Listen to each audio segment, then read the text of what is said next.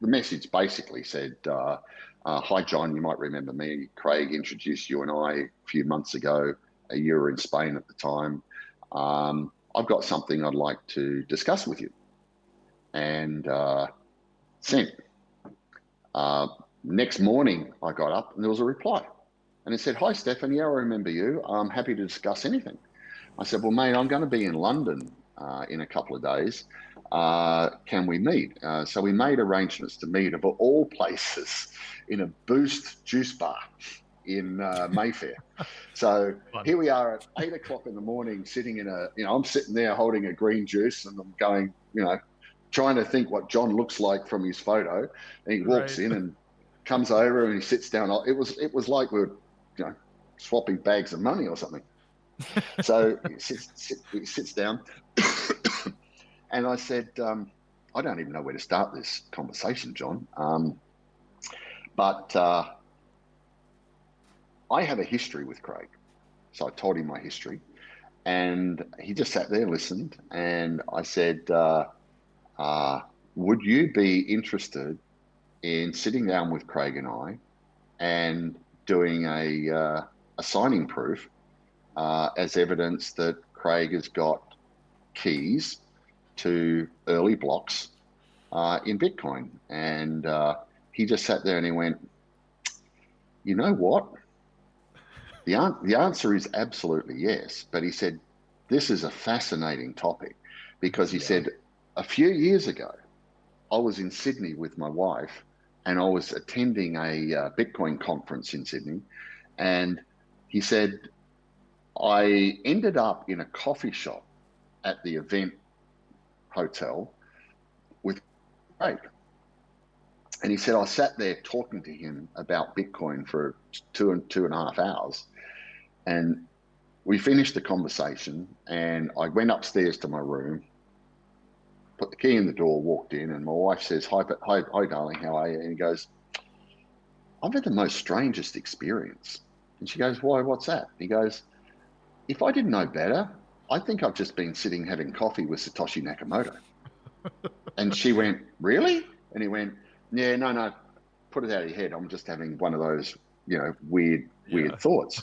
So he said, given that experience, absolutely. Now, let me tell you, some months later, I ended up having dinner in London at Gordon Ramsay's restaurant in Grosvenor Square with Jon Matonis and his wife.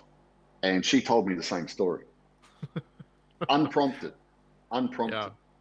So anyway, bottom line is I organised a neutral venue, and there was myself, there was Craig, Jon Matonis, and one other who I won't name because I think it would be unfair to do so.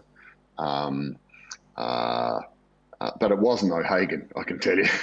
O'Hagan wrote with authority on these proof sessions, but he was at none of them.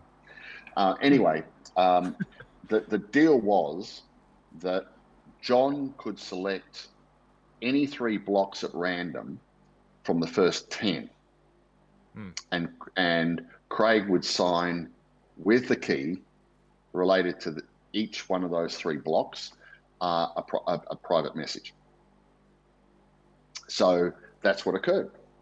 Sure. And then there was probably an hour and a half of discussion around a whole lot of things about, why and circumstances in his life that saw him step away from the from the Satoshi role, and a few other things. And they discussed also the meeting that they had in Sydney a couple of years earlier. And then John came back to me and he said, Stefan, you need to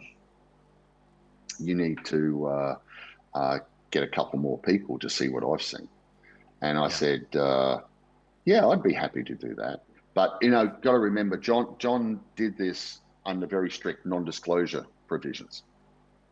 And that was the deal, because Craig didn't want any information leaving that room. It was critically important to him that any information that he provided to the world was provided in a time of his choosing, under circumstances of his choosing. So, John was okay with that. And one of the people that John referred me to was Gavin. Now, interestingly, John asked me, once I met him in the Boost Juice Bar, he asked me to confine all communication via Hushmail. And I set up a Hushmail account, and all of my communication with John from that point on was via Hushmail. And he provided me an introduction via Hushmail to Gavin. And then Gavin said, Gavin and I then picked that up, and we went back and forth a number of times. We may have even spoken on the phone once, but I can't be certain of that at that stage. But Gavin and I did ultimately speak multiple times on the phone, but I just can't remember where in the sequencing of things. Sure. But Gavin said immediately that he would if proof was available, he would want to see it. But he said, 1, I don't like flying. 2, I'm not going to come to London on a wild goose chase. So for me to get on a plane and come to London, I would want to be sure in my own mind that I was going to see something legitimate. And I said to him, that's a fair call. I would probably think the same thing myself if I were in your shoes. I said, what is it that you're looking for? And he said, well, Stefan, I interacted with Satoshi a lot, and there are things that only Satoshi would know about the communications that I had with him. Therefore, I want to be able to talk to Craig and interact with him. And I want to satisfy myself that he's got knowledge about things that only Satoshi Nakamoto would have knowledge about. Sure. So Craig agreed to that, and I left them. I provided them the communication links, and I have no idea what information they switched back and forwards. But about 5 days later, Gavin came back to me and said, I'm ready to come to London. And I said to him, what is it that has caused you to come to that conclusion or that position? And he said, because stuff that I've been discussing with Craig, no other people in the world know that material apart from me and Satoshi.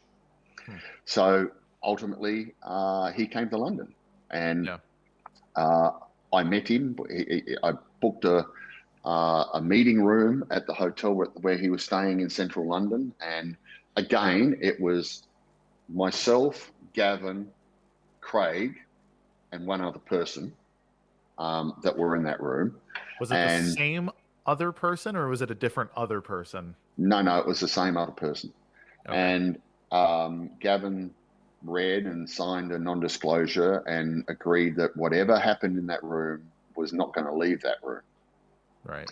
And then he was given the same choice as John was, to select at random any 3 blocks from the first 10 and to dictate a private message that Craig would then sign.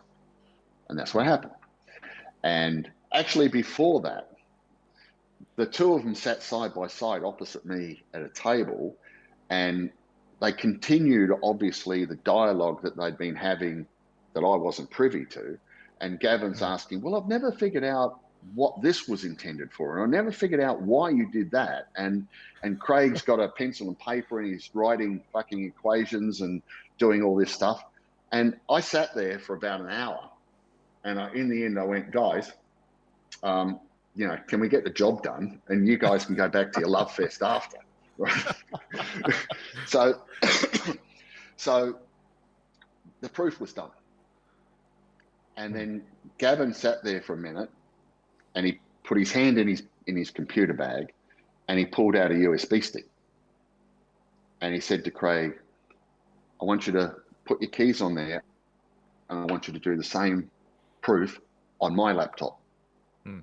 And Craig went, no way, mate. I'm not doing that, because you and I both know as soon as I do that, you pick your laptop up and you go off wherever else you go off in the world, and you've got traceable, identifiable information that I don't want you to have.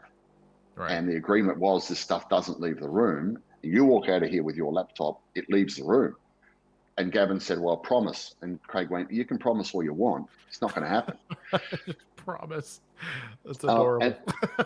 And then I sat there, and, Gavin's going, well, I need, because he said, I walk out of this room and I say I've seen what I've seen. And it's not that I don't believe what I've seen, but I say I've seen what I've seen. Everyone in the world is going to say you've been conned. And they're going to look for every which way to say that you've been conned. And he said, if it's done on my machine, I know my machine is not doctored in any way. Mm-hmm. So there was a bit of heated debate for about 15 minutes. And then I said, what about this? We pick up the phone and we call one of the office staff and tell them to go down to Dixon's and buy a laptop. Craig, you can say what specification, and you go, I don't give a shit, just any laptop. I just want to run Linux on it. Okay, right, okay. So we'll get someone to buy this laptop, hot-footed over here to this room. They can deliver it to you, Gavin, and you can check it, that it's authentic packaging, it's never been opened. And that's what happened. This laptop was delivered about 2 hours later. Gavin cut it, opened it, all the plastic wrapping sealed, opened it, took everything out of the box. He sat there and ran it up, and he connected it to the hotel Wi-Fi. And then Craig did the same proof on that. The deal was, though, that at the end of the demo, Craig would take that laptop home. Sure. Yeah. It was his responsibility to secure the information that he wanted secure. Not mine, not Gavin's, not the other third party. And that was the deal. So that's what happened. Now, the interesting thing was, when the phrase was typed in to sign, there was a spelling error in it. So when Craig hit enter, the proof failed. Yeah, it doesn't, right. And Gavin looked at Craig, and Craig looked at Gavin, and Craig looked at me, and Gavin looked at me, and I went, oi. Right, And then Gavin's looking at the screen, he went, Craig, that's not correct. There's a spelling error. So corrected it, boom, success. So they did three proofs, and then Gavin sat there. In all honesty, Gavin sat there, looked at the table for a few seconds, and shook his head, and he said, "In all honesty, I've thought about what I would do if I ever came face to face with Satoshi.